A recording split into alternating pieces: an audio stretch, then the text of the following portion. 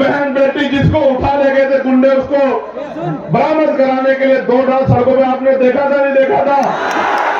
क्यों दौड़ना पड़ रहा था मुझे? क्योंकि ये सरकार हमारे बच्चों को न्याय नहीं दिलाना चाहती। और हालत ऐसी है कि मीडिया को भी नहीं, जो मीडिया जिसको लोकतंत्र का चौथा स्तंभ कहा जाता है, अघोषित इमरजेंसी चल रही है उत्तर प्रदेश में, हमारी मीडिया के भाइयों को भी पीड़ित परिवार से बात नहीं करने देते, उनके साथ भी गुंडागर्दी करते। ये आलम हो गया उत्तर प्रदेश में। अब दो ही रास्ते हैं, क्या तो हम इस गुलामी को सहे या फिर हम इन मीडिया को इससे उखाड़ सके। आप बताओ तैयार हो या नहीं हो? बताओ बताओ तैयार हो या नहीं हो? वो जो ऊपर बैठे हाथ उठा बताओ तैयार हो या नहीं हो? वो जो वहां छत पे चढ़े हुए हैं उनसे पूछना चाहता हूं तैयार हो या नहीं हो? बताओ। प्यारे साथियों, गौर करो। अब आप जब गांव में जाओगे तो क्या बताओगे कि भैया क्या करेंगे, भैया का साथ क्यों देना है, आजाद समाज पार्टी को वोट क्यों देनी है, आजाद समाज पार्टी का एमएलए क्यों जिताना है, आजाद समाज पार्टी का जिला पंचायत सदस्य क्यों जिताना है, आजाद समाज पार्टी का प्रधान और क्षेत्र पंचायत सदस्य क्यों जिताना, मैं आपको बताता हूं। मैं बताता हूं क्यों जिताना है।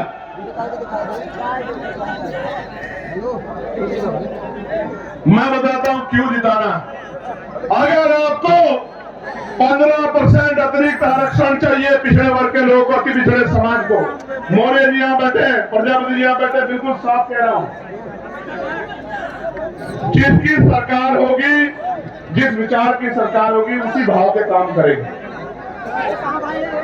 इस उत्तर प्रदेश में पिछड़े अति पिछड़े समाज की जब 1931 में जनगणना हुई तो 52% था। फिर उसके बाद 600-700 नई जातियां उसमें जोड़ दी गई।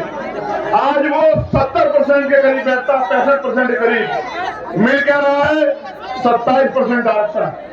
वो भी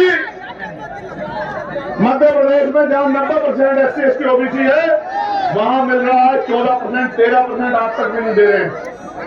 यूजीसी का मामला सुप्रीम कोर्ट में जाता है, मैं सम्मान करता हूं सुप्रीम कोर्ट का, लेकिन अगले रजिस्टर हो जाता है। लेकिन आपका मामला कई सालों से पड़ा, कोई पूछने वाला नहीं है। आज मैं ऐलान करके कह रहा हूं, आप जाके घर घर बताना। और क्योंकि हम लोग महापुरुषों को मानने वाले लोग हैं, हमारा संकल्प भी हमारी शक्ति है। जिस तरह केंद्र की सरकार ने 10% आरक्षण 3 दिन के अंदर सामान्य जाति के गरीब भाइयों को दिया था बिना आंकड़ा जुटाए, 15% आरक्षण पिछड़ी अति पिछड़ी वर्ग के भाइयों को 27% से अलग आजाद समाज पार्टी काशीराम दिलाने का काम करेगी। मेरी बात को आप याद रखें।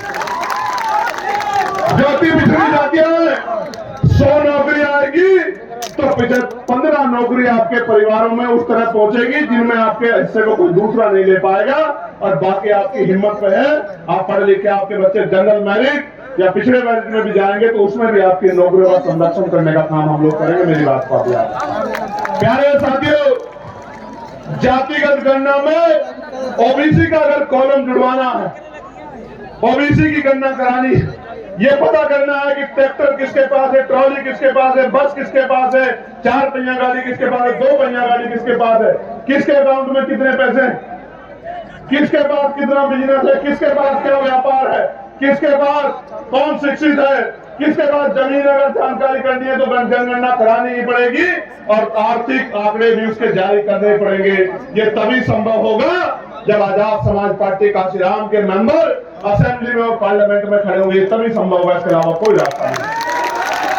प्यारे साथियों, अगर प्रमोशन में रिजर्वेशन SC ST OBC के कर्मचारियों को दिलाना,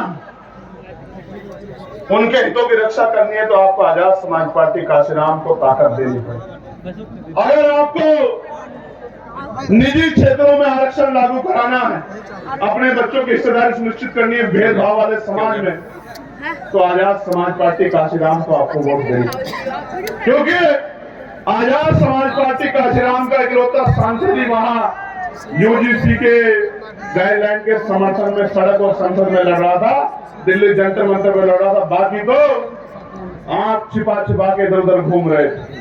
प्यारे साथियों, जो दुख तकलीफों में आपके नहीं हुए, वो कल सत्ता में के अहंकार में आपसे क्या हो जाएंगे, इस बात को आपको समझना पड़ेगा। इसलिए मैं आपसे कह रहा हूं कि आजाद समाज पार्टी को अगर आप कामयाब करेंगे, ताकत देंगे, तो फिर आपकी ताकत मजबूत होती जाएगी। गौर से सुनो मेरे प्यारे साथियों, अब बदलाव की घड़ी आ चुकी है। इस घड़ी का मैं भी इंतजार कर रहा हूं और आपको भी इंतजार है। आप जो इतना पैसा खर्च करके, समय खर्च करके इस कड़ाके की गर्मी में यहां डटे हुए हो, तो फिर आज ही आप दिल पे ये संकल्प लेके जाओ, अपने दिल में, दिमाग में बात मजबूत करके जाओ कि हमारे ऊपर जो जुल्म हुआ है, हमारे ऊपर जो अन्याय हुआ है, हमारे अधिकारों को जो लूटा गया है, हमें एक एक अधिकार छीन के लेना है और छीन के लेने के लिए हमें शक्ति बनानी है। और लोकतंत्र में शक्ति वो वोट में होती है। अपने वोट को मजबूत करना है, अपने बूथ को मजबूत करना है, अपने सत्य को मजबूत करना है।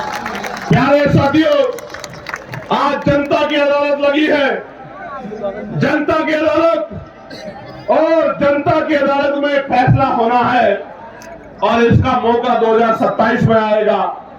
बेसब्री से इंतजार है मुझे कि आप अपनी गुलामी की बेड़ियां काटने के लिए किस तरह का प्रयास करोगे, ये बताने के लिए मैं आज आपके पास आया।